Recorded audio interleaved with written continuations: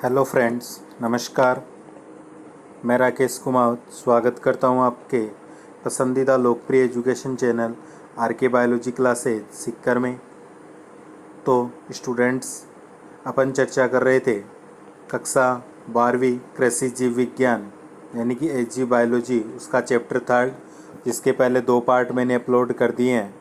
अगर आपने वह नहीं देखे हैं तो अपने इस वीडियो के डिस्क्रिप्शन में जाकर उनका लिंक देख सकते हो, या अपने चैनल की प्लेलिस्ट में भी आप उनके वीडियो देख सकते हो। तो पहले पार्ट में तो अपन ने देखा था कीटों से संबंधित जानकारी, फिर दूसरे में अपन ने 2 कीटों के बारे में पढ़ा था, और आज जो तीसरा पार्ट में लेकर आया हूँ इसमें भी अपन 2 मुख्य कीट, टिड्डा या फड़का और एक चने का फली छेदक जो कीट है, इनके बारे में अपन पढ़ने वाले हैं। तो इनके आप में नोट्स भी साथ में बनाते रहिए। तो वीडियो चालू करते हैं। वीडियो को लाइक कर दीजिए, और जो चैनल पर पहली बार आया हुआ उसे सब्सक्राइब ज़रूर कर लीजिए चैनल को। तो देखिए, टिड्डा या फड़का तीसरे नंबर का कीट है इस पार्ट का।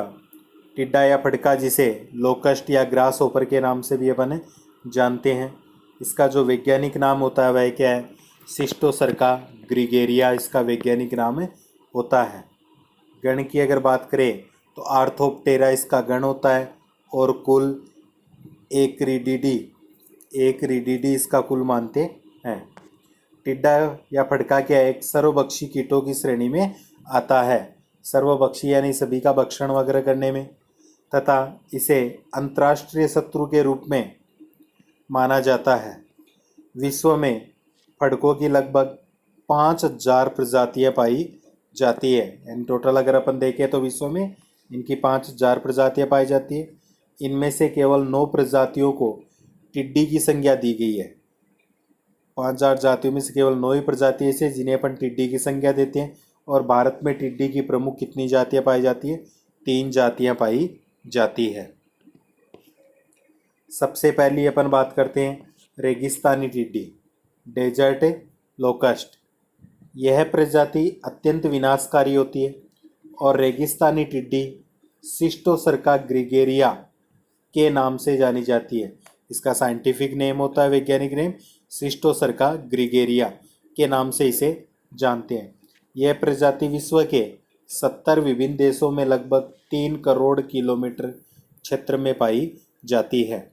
तो रेगिस्तानी टिड्डी, अपन रेगिस्तान में रहते हैं तो ये अपने को इसके बारे में पता होना चाहिए। क्वेश्चन भी पूछ सकते हैं कि रेगिस्तानी टिड्डी कौन सी होती है, तो वह सिस्टोसर्का ग्रिगेरिया होती है।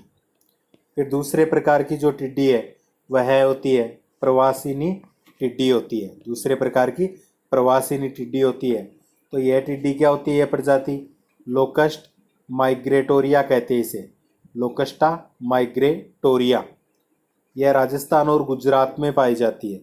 राजस्थान और गुजरात में पाई जाती है। वर्षा में 2 बार प्रजनन करती है, इसकी अनेक पीढ़ियां भी होती है। फिर अपन देखते हैं बम्बईया टिड्डी। यह भारतवर्ष में टिड्डी की यह प्रजाति पटंगा, सक्षिंगटा तथा गुजरात से तमिलनाडु के मध्य सक्रिय होती है। इसके जो वयस्क होते हैं वह डेजर्ट लोकस्ट से छोटे होते हैं, और इसकी वर्ष में केवल एक ही पीढ़ी होती है। तो ये मुख्य 3 प्रजातियां अपने को इनकी देखने को मिलती है। नोट्स बनाते समय ध्यान रखिए फ्रेंड्स, बिल्कुल साफ़ सुथरे नोट्स आने चाहिए। और स्टूडेंट्स को यह भी ध्यान रखना है कि बीच बीच में जैसे जीवन चक्र वगैरह आ जाता है, अगर वह वीडियो में क्लियर नहीं हो रहा है तो उनकी जगह छोड़कर बुक से अपन बना सकते हैं। अभी बुक अवेलेबल नहीं है तो बाद में अपन उसमें बना लेंगे, एक बार आप वहाँ पर जगह भी छोड़ सकते हो। बाद में देखिए इसका प्रावस्था सिद्धांत क्या कहता है टिड्डी का, कि रेगिस्तानी टिड्डी मुख्यतः 2 प्रावस्थाओं में पाई जाती है। एक तो होती है एकल प्रावस्था। इस प्रावस्था में टिड्डी की संख्या क्या होती है? विरल होती है। एकल प्रावस्था में अभ्रक हरे रंग के एवं वयस्क दूसर रंग के होते हैं। अभ्रक का मतलब जो छोटे होते हैं वह तो हरे रंग के, और जो वयस्क हो जाते हैं वह दूसरे रंग के होते हैं, और एक साधारण फड़के की तरह व्यवहार करते हैं। एकल प्रावस्था, इसमें अपन कहते हैं कि संख्या में कम होते हैं, संख्या विरल होती है इनकी। फिर दूसरी जो युथी प्रावस्था आती है उसमें देखते हैं अपन युथी प्रावस्था। इस अवस्था में टिड्डी के अभ्रक यानी कि जो शिशु निम्फ होते हैं वह भारी संख्या में और समूह में पाए जाते हैं। और युथी प्रावस्था में अभ्रक के काले रंग के हो जाते हैं, रंग भी चेंज हो जाता है तथा निश्चित पट्टियों में लंबी दूरी तक क्या करते हैं, गमन भी करते हैं। इस प्रावस्था के अपरिपक्व जो वयस्क होते हैं वो गुलाबी रंग के होते हैं, जो पूर्ण विकसित वयस्क में परिवर्तित होते ही पीले रंग के हो जाते हैं। जो पूर्ण विकसित वयस्क में जब परिवर्तित हो जाते हैं तो पीले रंग के दिखाई देने लग जाते हैं। तो ये होती है इनकी युथी प्रावस्था। बाद में आगे देखिए टिड्डी से संबंधित अन्य जानकारी। तो टिड्डी का एक प्रावस्था से दूसरी प्रावस्था में यानी कि एकल से युथी प्रावस्था में रूपांतरण होता रहता है तथा एकल से युथी प्रावस्था के मध्य आने वाली अवस्था को क्या कहते हैं, ट्रांसिएंट प्रावस्था कहते हैं। तो ये अपने को ध्यान होना चाहिए, कई बार क्वेश्चन पूछ सकते हैं कि ट्रांसिएंट प्रावस्था कौन सी होती है। तो टिड्डी जब एकल प्रावस्था से दूसरी प्रावस्था में रूपांतरित होती है तो मध्य में आने वाली जो अवस्था होती है उसे ट्रांसिएंट प्रावस्था कहते हैं। एकल प्रावस्था वाली टिड्डी एक साधारण फड़के की तरह प्रजनन करती है तथा अंडे अलग अलग दूरी पर देती है। पर्यावरणीय परिस्थितियों की अनुकूलता रहने पर टिड्डी का एकल प्रावस्था से युथी प्रावस्था में क्या हो जाता है, रूपांतरण हो जाता है, रूपांतरण हो जाता है। फिर आगे देखते हैं कि इस प्रावस्था में सघन प्रजनन होने के कारण इनकी संख्या में क्या होती है, वृद्धि होती है तथा लंबी उड़ान भरने की प्रवृत्ति भी उत्पन्न हो जाती है। इन तीनों प्रावस्थाओं में टिड्डी स्वभाव, शारीरिक बनावट, आकार और रंग में एक दूसरे से क्या होती है, भिन्न भिन्न दिखाई देती है। तो इन प्रावस्थाओं में अपन कहेंगे सबकी आकृति भिन्न होगी, बनावट भिन्न होगी, आकार, रंग वगैरह सब में भिन्न दिखाई देती है। बाद में अपन बात करते हैं टिड्डी के जो पोषक पौधे होते हैं वह देखिए कौन से होते हैं। तो खरीफ में बोई जाने वाली लगभग सभी फसलें जैसे बाजरा, मूंगफली, मिर्च, गवार, मूंग, सब्जियां, फल, वृक्षों की पौध आदि को ये क्या करती है, भोजन के रूप में लेती है, यानी कि इनको नुकसान पहुंचाती है। क्षति महत्व के बारे में, तो टिड्डी के जो अभ्रक होते हैं यानी छोटे शिशु वगैरह और वयस्क दोनों की क्षतिकारक अवस्थाएं हैं। यह आक, नीम, धतूरा, जामुन, शीशम और अंजीर इनको छोड़कर किसी भी वनस्पति को संपूर्ण रूप से खा जाते हैं। देखिए क्षतिर महत्व कि ये क्या करते हैं, आक, नीम, धतूरा, जामुन, शीशम, अंजीर को छोड़कर किसी भी वनस्पति को संपूर्ण रूप से खा जाते हैं। और क्षति की मात्रा कीट की संख्या के ऊपर डिपेंड करती है, यानी कीटों की संख्या कितनी उसी के आधार पर वहाँ पर क्षति होती है। फिर इनके जीवन चक्र की अगर अपन बात करें तो टिड्डी के लैंगिक रूप से परिपक्व वयस्क जो होते हैं वह पीले होते हैं तथा मिथुन क्रिया के लिए तत्पर रहते हैं। मादाएं अंडे देने के लिए बलऊ मिट्टी जो होती है उसे पसंद करती है। और जो अंडे होते हैं वह पर मानते हैं कि अंडे भूमि में 10 से 15 सेंटीमीटर की गहराई में 50 से 150 तक समूह में दिए जाते हैं, यानी भूमि में 10 से 15 सेंटीमीटर गहराई में 50 से 150 तक अंडे दिए जाते हैं। एक मादा 500 तक अंडे दे सकती है और अंडे इनके चावल के दाने के समान पीले रंग के 7 से 8 mm लंबे तथा 1 mm क्या होते हैं, मोटे होते हैं। अंडों का प्रस्फुटन जो काल होता है वह 10 से 40 दिन का होता है। उसके पश्चात अंडे प्रस्फुटित हो जाते हैं और इन अंडों से कृमि आकार के लट्टे भूमि से बाहर आकर अभ्रक में परिवर्तित हो जाते हैं, यानी छोटे शिशु में परिवर्तित हो जाते हैं। फिर अपन मानते हैं कि ये अभ्रक जो होते हैं वह 5 बार त्वचा निर्मोचन करते हैं। कितनी बार? 5 बार त्वचा का निर्मोचन करते हैं और 5 बार त्वचा निर्मोचन करके 3 से 10 सप्ताह में वयस्क में परिवर्तित हो जाते हैं और पूर्ण विकसित वयस्क 10 से 15 दिन में लैंगिक रूप से परिपक्व हो जाते हैं और प्रजनन प्रारंभ कर देते हैं। टिड्डी जो होती है वह वर्ष में 2 बार ग्रीष्म और शीत ऋतु में क्या देती है, अंडे देती है। ये इनके जीवन चक्र की बात थी। अब देखिए यहाँ पर एक डायग्राम इनका दिखा रहा हूँ मैं आपको। ये डायग्राम है टिड्डे के जीवन चक्र का, जिसमें अपन इसकी अवस्थाओं को देख सकते हैं। जैसे अंडा है, यहाँ पर यह एक मादा टिड्डी है, यह है मादा टिड्डा अपन कह सकते हैं। ये क्या दे रहा है, अंडे इसके द्वारा दिए जा रहे हैं, मादा टिड्डे के द्वारा अंडे दिए जा रहे हैं। फिर अपन कहते हैं अंडे जो होते हैं वह इधर इस अवस्था में आते हैं, छोटी अवस्था, फिर ये रूपांतरित, फिर ये, और ये अवस्था अब्रक अवस्था इसकी आ जाती है। इस प्रकार से इसका यह दिखाई दे रहा है, जो कि शायद स्पष्ट नहीं दिख रहा होगा आपको। तो नोट्स बनाते समय इसकी 1 मिनट जगह छोड़ देना, बुक से अपन इसको क्लियर कर लेंगे। आगे देखिए, फिर आगे अपन बात करेंगे इसके प्रबंधन की, यानी कि प्रबंधन कैसे किया जाता है टिड्डी का। सबसे पहले अपन बात करते हैं शस्य प्रबंधन की। प्रबंधन में फर्स्ट होता है शस्य प्रबंधन। तो रात्रि में क्या करना है, सूर्योदय से पूर्व एक जगह एकत्रित जो अभ्रक होते हैं टिड्डी वयस्क के को आग की लपट फेंकने वाले यंत्र से जलाकर नष्ट किया जा सकता है। और इसके अलावा फसलों में होने वाले नुकसान को 0.1% नीम की निम्बोली के तेल का छिड़काव करके बचाया जा सकता है। ये 2 मुख्य शस्य प्रबंधन होते हैं। एक तो अपन मान सकते हैं कि आग के द्वारा नष्ट कर सकते हैं, और नीम के निम्बोली के तेल का छिड़काव करके भी नष्ट किया जा सकता है।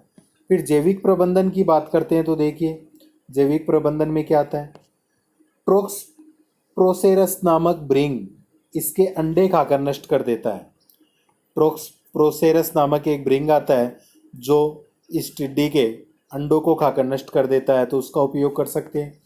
बेसिलस थुरेंजिएसिस बैक्टीरिया भी टिड्डी के जैविक नियंत्रण में क्या होता है, प्रभावी माना गया है। तो ये इसके जैविक प्रबंधन होते हैं। इसके बाद में अपन बात करते हैं कि जैविक प्रबंधन में, और अगर देखें तो मैना और तिलियर पक्षी जो आते हैं, स्टार्लिंग बर्ड, इन पक्षियों को प्रोत्साहन व संरक्षण देकर इनका जैविक नियंत्रण किया जा सकता है। यानी कि ये टिड्डी वगैरह का भक्षण करते हैं, इसलिए इनको अपन पास में रखकर उनका भक्षण करवा सकते हैं।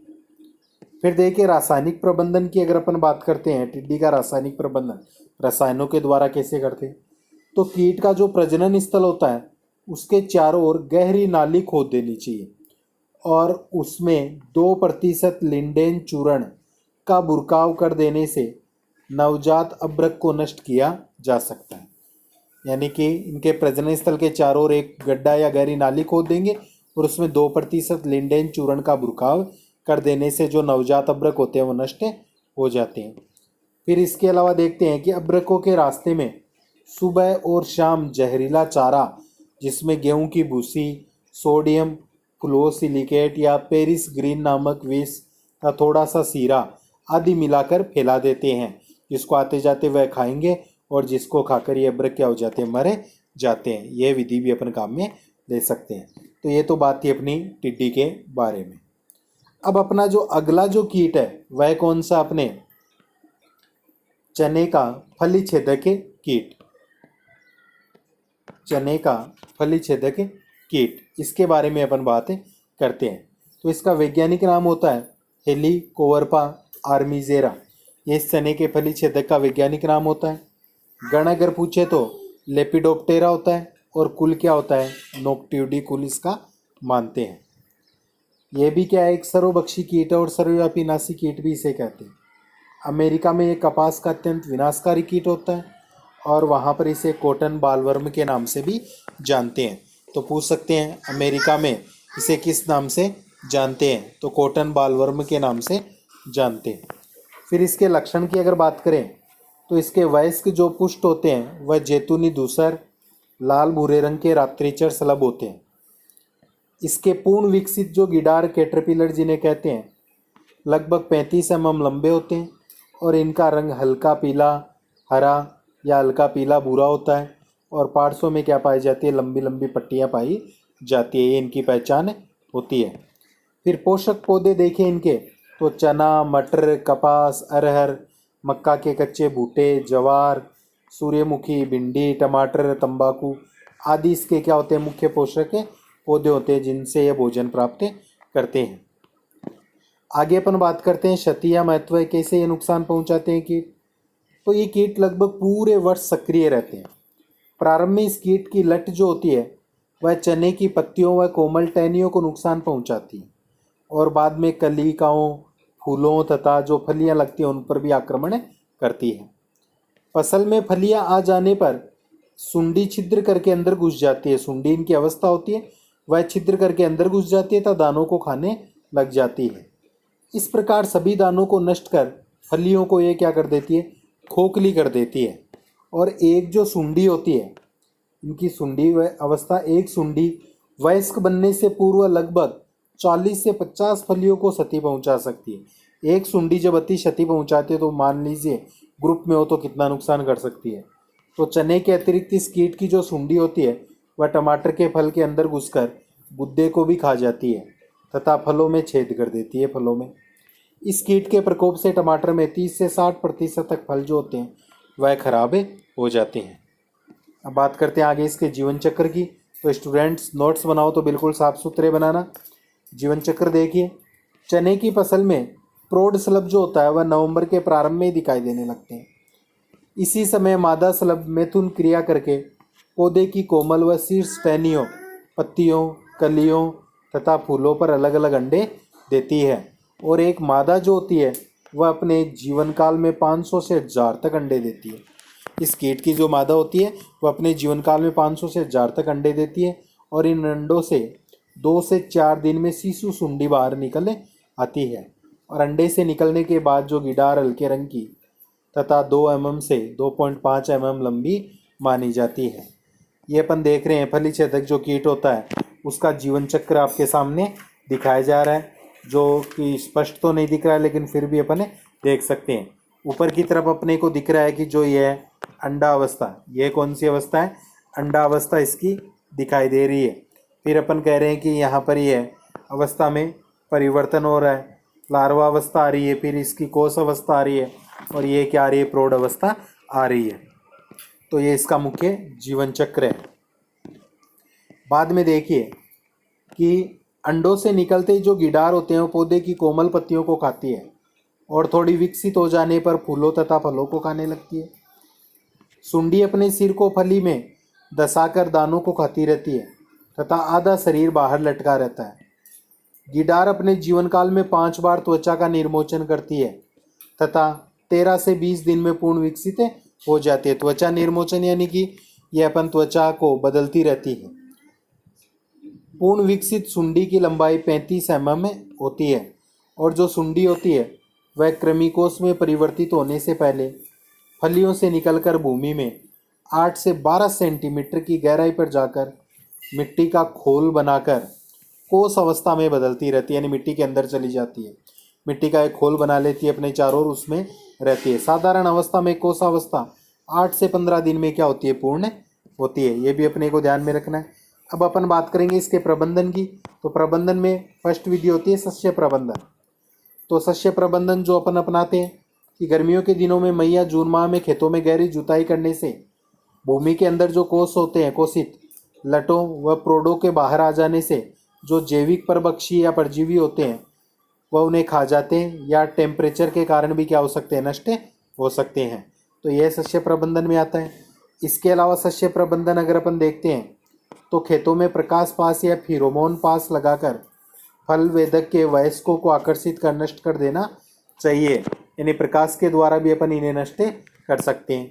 फिर फल छेदक कीट का नियंत्रण पीले संतरे रंग के गेंदा की अफ्रीका लंबी प्रजाति पास फसल के रूप में उगाकर भी किया जा सकता है। गेंदा और टमाटर को कतारों में 1:14 जो अपन कहते हैं कतारों में उगाकर टमाटर फल छेदक द्वारा क्षति कम की जा सकती है। तो क्योंकि गेंदा के द्वारा ये क्षति क्या होती है, कम होती है। फिर अपन देखते हैं शस्य प्रबंधन के बाद में आता है इसका रासायनिक प्रबंधन। तो उसमें देखो क्या किया जाता है। खड़ी फसल में फल वेदक कीट का नियंत्रण करने के लिए मिथाइल पैराथियोन 2%, मेलाथियान 5%, क्यूनोल-फोस 1.5% चूर्ण का 20 से 25 किलोग्राम प्रति हेक्टेयर की दर से क्या करना चाहिए, बुरकाव करना चाहिए। या फसल की पुष्पित अवस्था में क्यूनोल-फोस 25 cc 1.5 लीटर या कार्बेरिल 50 WP यानी कि 2.5 किलोग्राम घुलनशील चूर्ण जो होता है वह प्रति हेक्टेयर की दर से क्या करना चाहिए, छिड़काव करना चाहिए। और यह छिड़काव 15 दिन के पश्चात पुनः भी करना चाहिए। अब बच जाता है फ्रेंड्स इनमें आगे अपने कुछ कीटे और बच रखे, उनके बारे में अगले वीडियो में चर्चा करेंगे। तो अगला वीडियो आने से पहले सभी इसके नोट्स यहाँ तक कंप्लीट कर लेना। और मैं देख रहा हूँ कि कुछ स्टूडेंट्स को छोड़कर कई स्टूडेंट्स नोट्स नहीं भी बना रहे तो उन्हें कहूँगा कि इसमें आपके फ़ायदे के लिए वीडियो बनाए जा रहे हैं, इसलिए नोट ज़रूर बनाइए और घर पर बैठकर अच्छी प्रकार से तैयारी भी कीजिए। वीडियो देखने के लिए आप सभी का धन्यवाद। चैनल पर अगर कोई नया है तो उसे सब्सक्राइब कीजिए चैनल को, वीडियो को लाइक कीजिए, ज़्यादा से ज़्यादा शेयर ज़रूर करना है। चाहे किसी भी स्कूल का आपके जानकार स्टूडेंट है एजी बायोलॉजी का, उसके पास वीडियो को ज़रूर पहुंचाना है। मिलते हैं अगले वीडियो में एक नए टॉपिक के साथ में। तब तक के लिए जय हिंद, जय भारत।